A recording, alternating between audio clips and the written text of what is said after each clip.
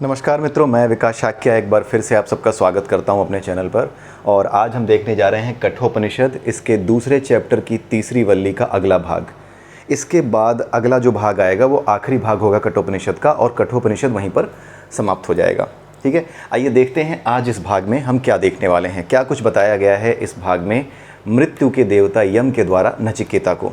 ये सारी metaphoric language है, ठीक है। इसके बारे में हमने पहले भी समझा हुआ है। जो शुरुआत से अगर हमारे वीडियो को आप देखते चले आएंगे, कठोपनिषद की इस सीरीज़ को, इस प्लेलिस्ट को, तो आपको समझ में आएगा कि मेटाफोरिक वे में, अलंकारिक भाषा में किस बात को क्या कहा गया है, मृत्यु क्या है, नचिकेता क्या है, ये सब मेटाफर्स किस तरीके से यूज़ किए गए हैं और क्यों यूज़ किए गए हैं, जा करके आप देख सकते हैं। मैंने आपको पहले ही बताया हुआ है पुराने वीडियोज़ में कि संसार में कुछ ऐसे विद्वान लोग पैदा हो जाते हैं जिनकी काबिलियत इतनी ज़्यादा होती है कि उस काबिलियत को शब्दों में बयान नहीं किया जा सकता। जब शब्दों में बयान नहीं किया जा सकता, तब अलंकारिक भाषा यानी मेटाफोरिक लैंग्वेज के माध्यम से उनकी खूबियों को सामने रखने का प्रयास किया जाता है, उनकी उपलब्धियों को सामने रखने का प्रयास किया जाता है। और उसी प्रयास में इस तरह की अलंकारिक भाषा हमारे सामने आती है। और इस अलंकारिक भाषा के कारण ही समाज में ये भ्रम फैला हुआ है कि ये जो बातें बताई जाती हैं वो वास्तव में हुई भी या नहीं हुई थी, या फिर ये केवल और केवल कपोल कल्पनाएँ हैं, या फिर ये सब गप है। इस तरह की बात सामने आने लगती है, लेकिन सत्य उन्हें पता नहीं है, क्योंकि अपनी संस्कृति को समझने के लिए उन्होंने अपनी ही भाषा का व्याकरण, उसके लिखने का तरीका नहीं समझा। ठीक है, जैसे चेतक के बारे में बहुत कुछ बताया जाता है, जो राणा प्रताप जी का घोड़ा था, महाराणा प्रताप का घोड़ा था। ठीक है, अब उसके बारे में ये बताया जाता है कि वो हवा से बातें करता था। तो क्या वो सही में हवा से हाय हेलो हाँ जी कैसे हो ये बातें करता था? It's a metaphoric language. कुछ ऐसी चीज़ें होती हैं, कुछ ऐसे लोग होते हैं, यहाँ तक कि घोड़ा, जो कि राणा प्रताप का घोड़ा था चेतक, वो तो जानवर था, राइट, लेकिन फिर भी वो हमारे लिए जानवर से भी बहुत बड़ी चीज़ थे। ठीक है, राणा प्रताप के लिए वो जान से प्यारा उनका एक जीव था, उनके शरीर का एक हिस्सा ही था, ऐसे समझ लीजिए, राइट। तो ऐसे महान लोगों के विषय में, चाहे वो घोड़े जैसा जानवर ही क्यों ना हो, उसके विषय में भी बताने के लिए, उसकी खूबियों को बताने के लिए कि कैसे बताया जाए कि वो कितना तेज था, उसको बताने के लिए बस ये बताया जाता है, ये समझ जाओ कि वो हवा से बातें करता था।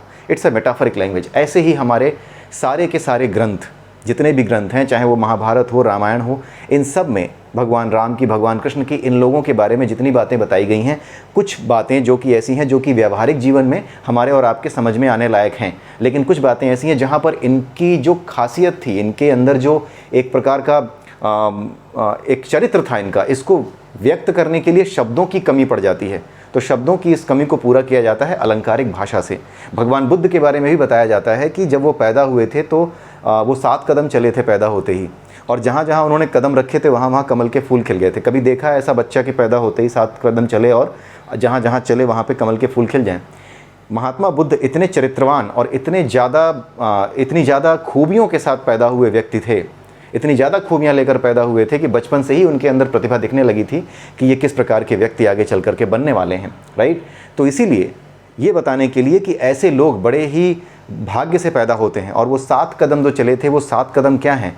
वो 7 कदम हैं, ये जो 7 हमारे जो चक्र होते हैं ना, ये 7 चक्र कहा जाता है कि जो सिद्ध है, जो योगी है, जब इन 7 चक्रों को पार करता है, तब जाकर के अपने बोध को, अपनी वास्तविक स्थिति को, यानी ये जो ब्रह्म दल है, ये जो कमल दल है, सहस्त्रार चक्र जो है, इसको खोल पाता है। लेकिन ये बताया गया कि महात्मा बुद्ध एक ऐसे प्राणी थे जो पैदा हुए उसी समय उनके ये सभी ऊर्जा चक्र क्या थे? जागृत थे। उसी समय वो जागृत थे, एक जागृत आत्मा थी जिसने जन्म लिया था। इस बात को कहने के लिए ये बातें सामने रखी जाती हैं, ये कहानी ऐड की जाती है उनके चरित्र को बताने के लिए। उनके चरित्र को, क्या चरित्र को नहीं, बल्कि उनके व्यक्तित्व को, उनकी जो जीवात्मा थी, उनके जो प्राण थे, राइट, वो प्राण किसी साधारण मनुष्य के प्राण नहीं थे, किसी साधारण चेतना के प्राण नहीं थे। इस बात को बताने के लिए जो हमारे यहाँ जो महान चेतनाएं समझी जाती हैं, ये वो चेतनाएं होती थीं जो कि अपने 7 चक्रों को, जो 7 ऊर्जा केंद्र होते हैं शरीर के, उन 7 ऊर्जा केंद्रों को भेद करके बाहर निकल जाती हैं, जिनकी मतलब वो सारे ऊर्जा केंद्रों को जो भेद करके आगे चले जाते हैं, उनको कहा जाता है कि वो महान आत्माएं हैं। तो ऐसी महान आत्मा ने जन्म लिया था। तो इसीलिए गौतम बुद्ध के संबंध में भी ये बात कही जाती है कि पैदा होते ही वो 7 कदम चले और हर कदम पे कमल का फूल खिला। ठीक है, फूल खिलता गया मतलब खुलता चला गया। तो खुलता क्या है? यही हमारे जो चक्र है ना, यही पेटल्स खुलते हैं। तो इन्हीं बातों को समझाने के लिए इस तरीके से चीज़ें लिखी जाती हैं, राइट।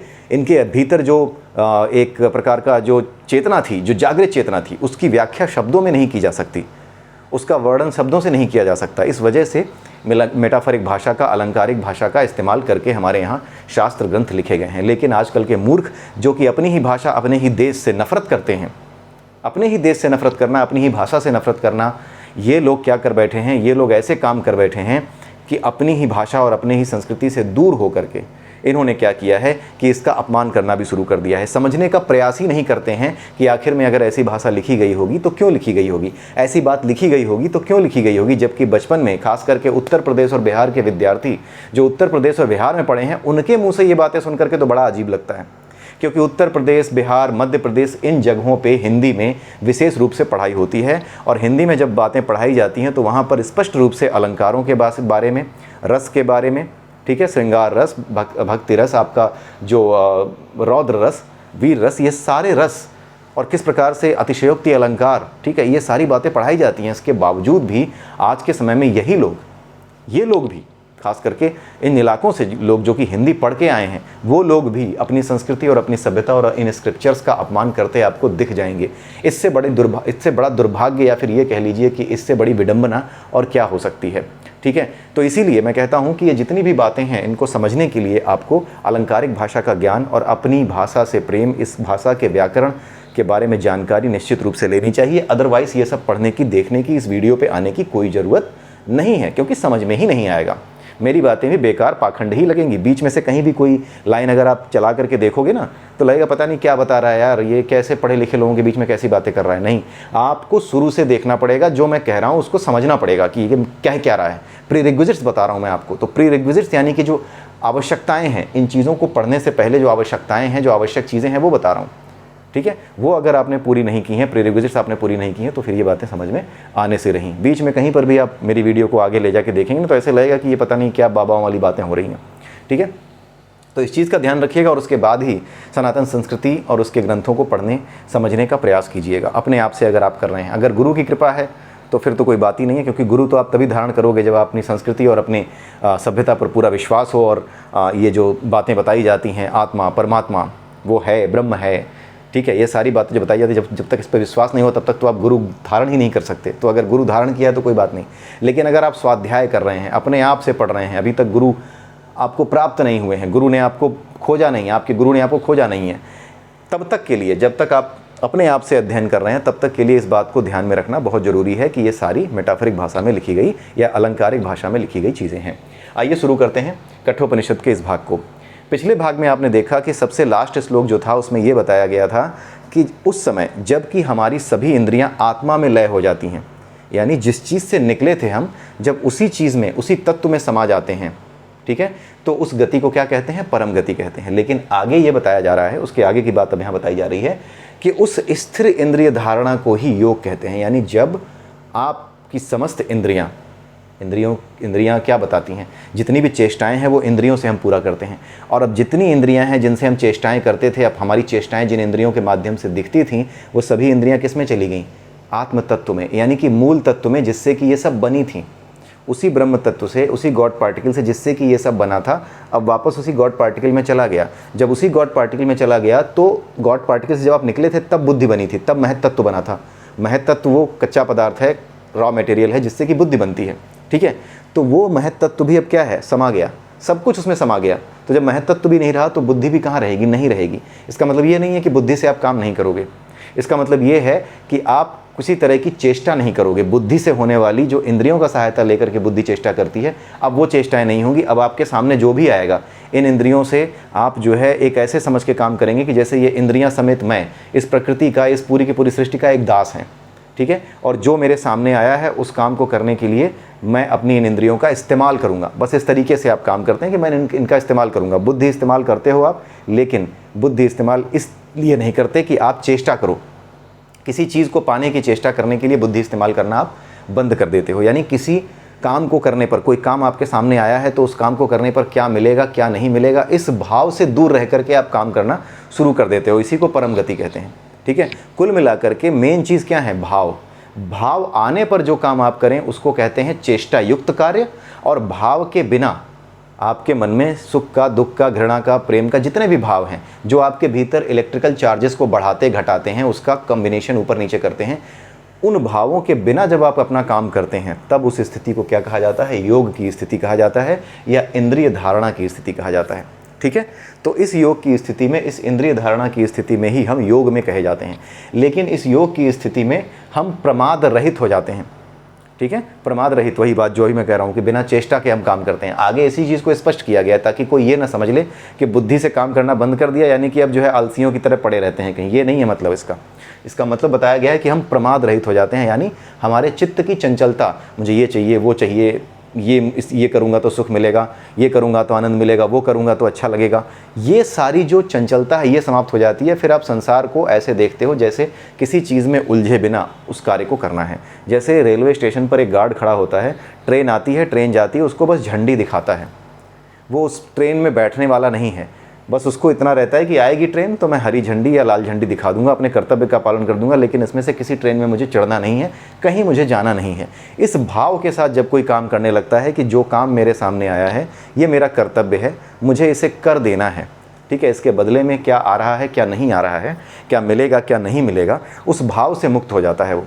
सुख दुख और इन भावों से वो मुक्त हो जाता है, क्योंकि वो जान जाता है कि ये सब केवल और केवल इस पूरे के पूरे जो ब्रह्म पदार्थ है ना, जो गॉड पार्टिकल है, उसी का प्रपंच है ये सब, उसी ने इसको फैलाया है और उसका एक नियम है। उस नियम के अनुसार ही मेरे अंदर भी भाव आ रहे थे और मैं उन भावों के अंदर क्या हो रहा था, मोटिवेट हो रहा था। अब वो जान जाता है कि मोटिवेटिंग फैक्टर वो थे। जब वो जान जाता है कि वो मुझे मोटिवेट कर रहा था तो वो अपने आप को देखना शुरू करता है, अपने भीतर वो देखने लगता है कि हाँ अब जो है ये भाव मेरे अंदर उठा है तो कहाँ से उठा है, ये कैसे मुझे मोटिवेट कर रहा है, वैसे वो देखना शुरू कर देता है। पहले क्या होता था, पहले उसे गुस्सा आता था, अब क्या होगा, अब अगर उसे ज़रूरत है तो वो गुस्सा करेगा।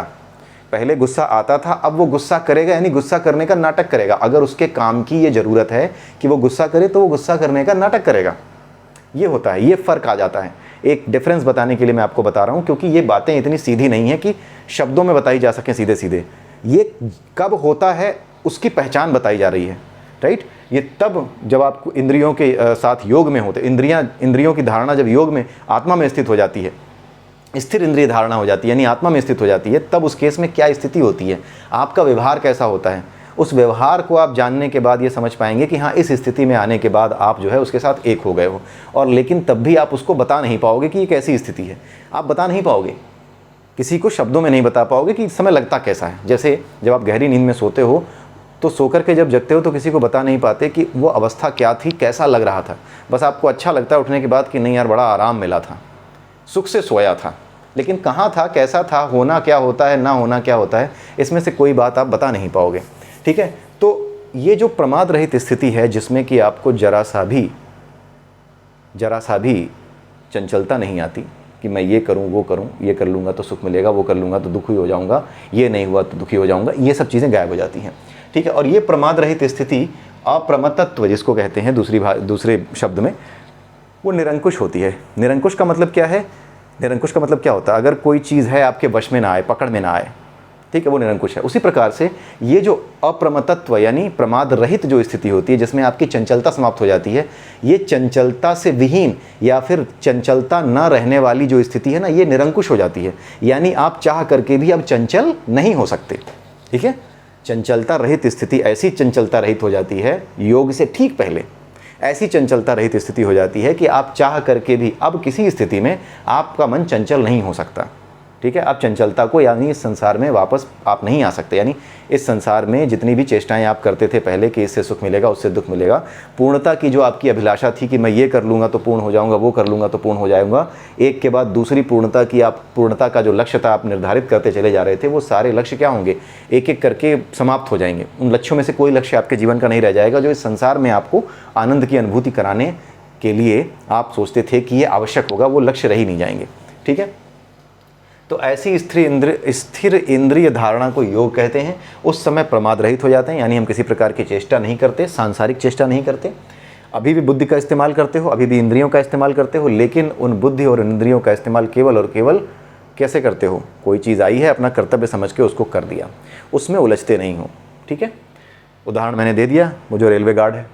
ठीक है, तो ऐसा क्यों हो जाता है, ऐसी स्थिति क्यों हो जाती है, ऐसी स्थिति हो जाती है इसलिए क्योंकि वही जो योग है, योग का मतलब क्या है, आत्मा में लीन हो जाना, अपने वास्तविक स्वभाव को प्राप्त हो जाना, वही जो वास्तविक स्वभाव है हमारा ना, वही योग कहलाता है।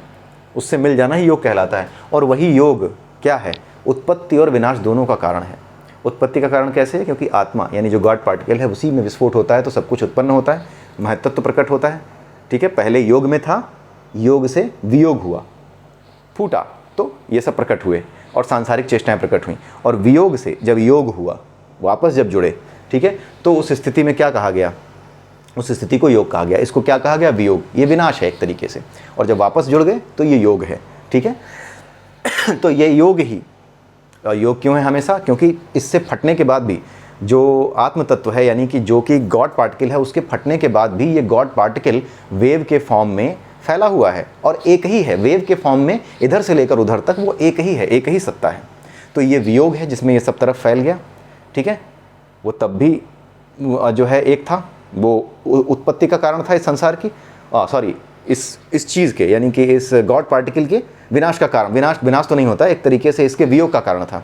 और वापस जब मिल गया तो ये योग हो गया। ये वियोग है, फैलना और वापस अपने अस्तित्व को ले आना, यहाँ पर गॉड पार्टिकल तक ले आना, अपनी ऊर्जा स्तर को गॉड पार्टिकल की ऊर्जा स्तर तक या चेतना के स्तर तक ले आना, चेतना को वहाँ तक ले जाना जहाँ ये योग कर जाए, गॉड पार्टिकल के फ्रिक्वेंसी उसकी वाइब्रेशन के साथ एक हो जाए, उस चीज़ को हम योग कहते हैं। ठीक है, तो यही योग ही, ये भी योग है क्योंकि फैला हुआ तो है लेकिन एक ही है, एक ही वेव की तरह फैला हुआ है, पूरा अस्तित्व एक है। ऐसे आग की चिंगारियाँ चारों तरफ फैली हुई हैं, आग की जो भभक आ रही है, जो धधक आ रही है, वो धधक भी आग ही है, वो उस आग से अलग नहीं है। उसी प्रकार से फटने के बाद भी, गॉड पार्टिकल में विस्फोट होने के बाद भी वो क्या है, जहाँ तक फैला हुआ है वहाँ तक वो एक ही है, गॉड पार्टिकल ही है, भगवान ही है, ये पूरी सृष्टि ईश्वर ही है। और जब वापस मिल जाते हो तो भी वही है। ठीक है, तो वही उत्पत्ति और विनाश दोनों का कारण है। विनाश क्या है, ऐसे फैलना, क्योंकि ऐसे फैलने पर हम अपने वास्तविक तत्व से दूर जा रहे हैं। ये हमारा विनाश है, ये हमारा वियोग है इससे। और जब हम वापस आते हैं तो ये हमारा योग है, अपने वास्तविक रूप की तरफ आ रहे हैं। तो हमें इस तरीके से फैलना और सिकुड़ना है। अभी हम इस तरीके से फैले हुए हैं, हमें सिकुड़ करके यहाँ आना है। ठीक है, और यहाँ आने के बावजूद भी हम यहाँ पर एक छोटे से बिंदु पर नहीं रह जाएंगे।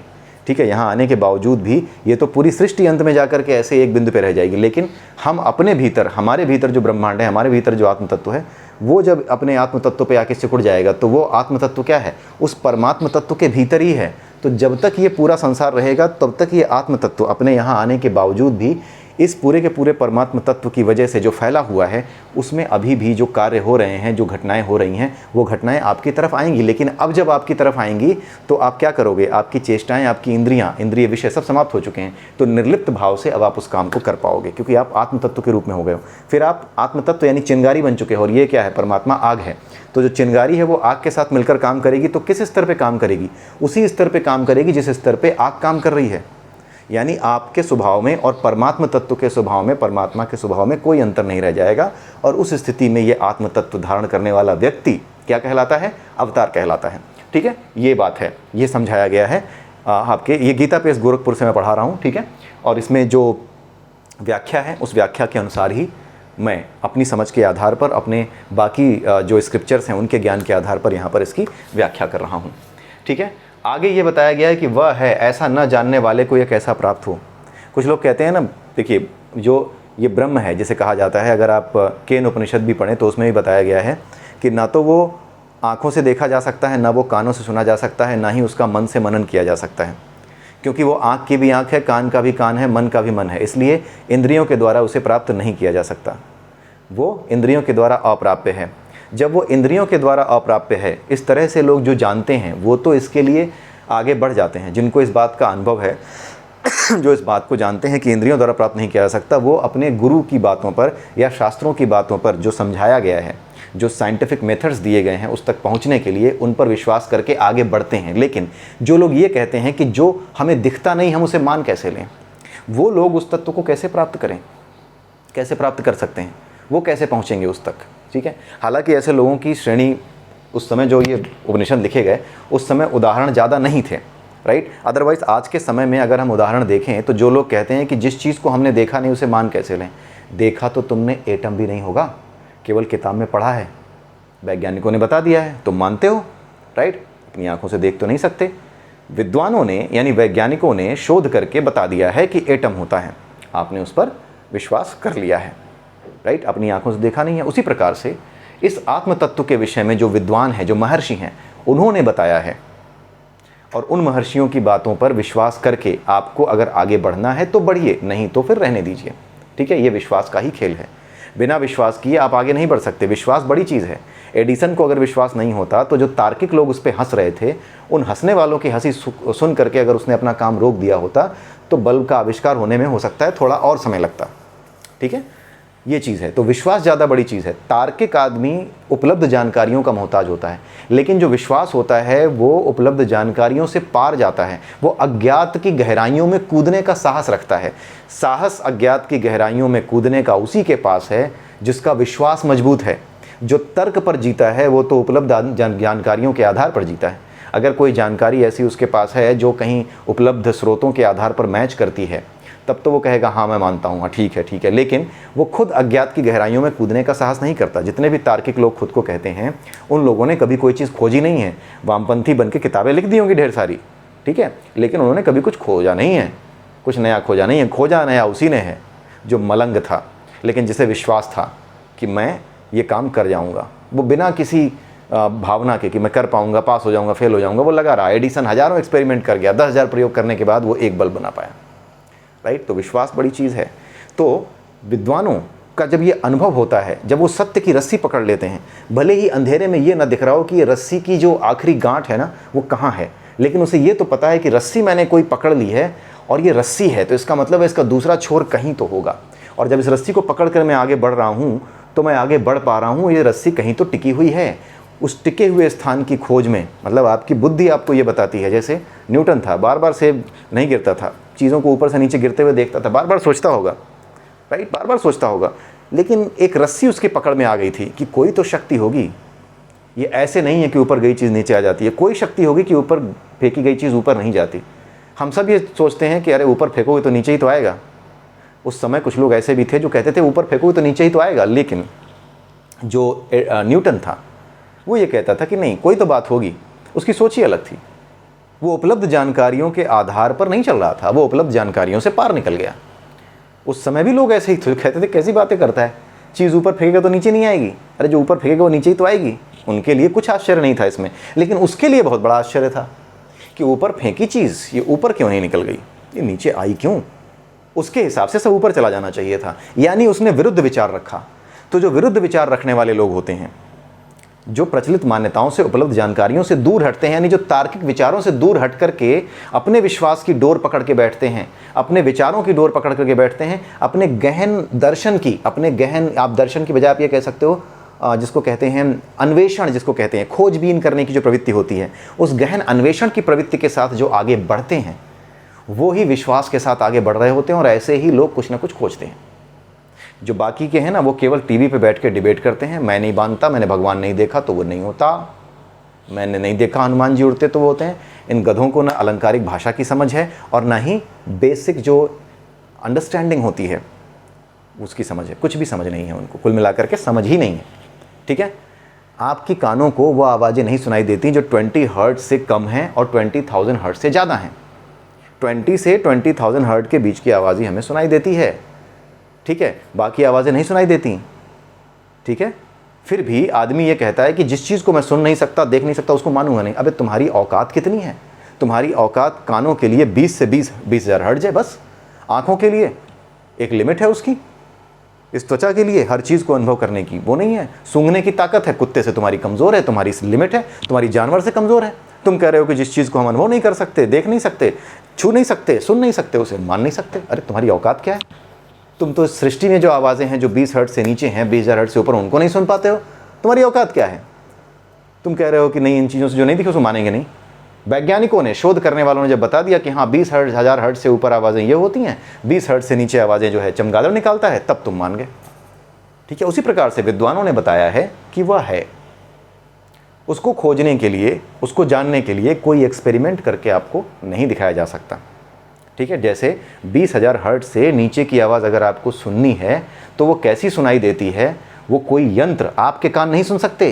किसी यंत्र से अगर इकट्ठा करके उसको मैग्नीफाई किया गया है, किसी यंत्र में उसको सुना गया, फिर मैग्नीफाई किया गया और मैग्नीफाई करके आपकी आवृत्ति के बराबर बना के उसे सुनाया गया, तो आपको सुनाई देगी। वो भी गलत तरीके से सुनाई देगी, वैसी नहीं होगी। मैग्नीफाई होने के बाद उसकी तरंग दैर्ध्य बढ़ चुकी होगी।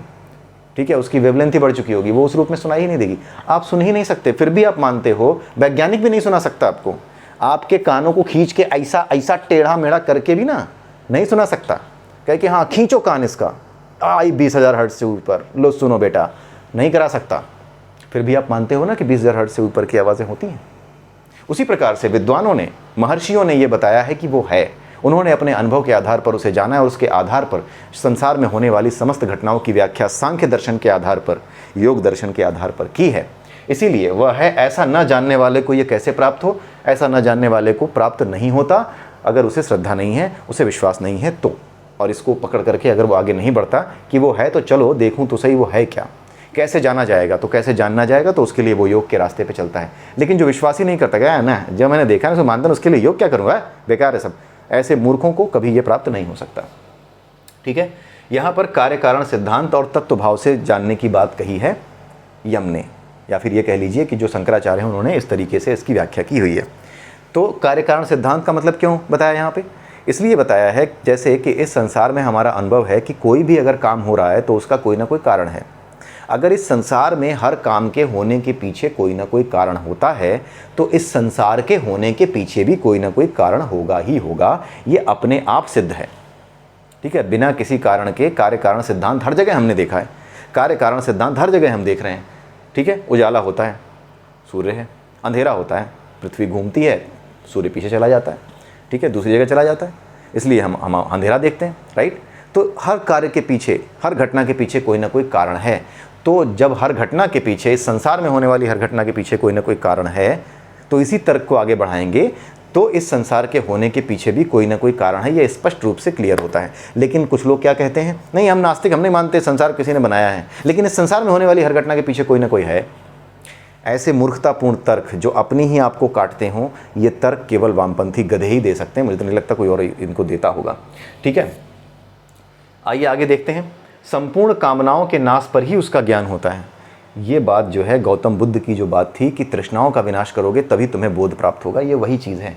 संपूर्ण कामनाओं के नाश होने पर, कामनाओं की वजह से क्या होता है, कामनाओं की वजह से चेष्टा उत्पन्न होती है, मुझे ये चाहिए। ठीक है, चाहिए तो उसके पीछे एक भाव होता है, राइट, उसके पीछे एक भाव होता है। जैसे ही वो भाव पैदा होता है ना, आपकी एनर्जी कॉन्फ़िगरेशन बदल जाती है।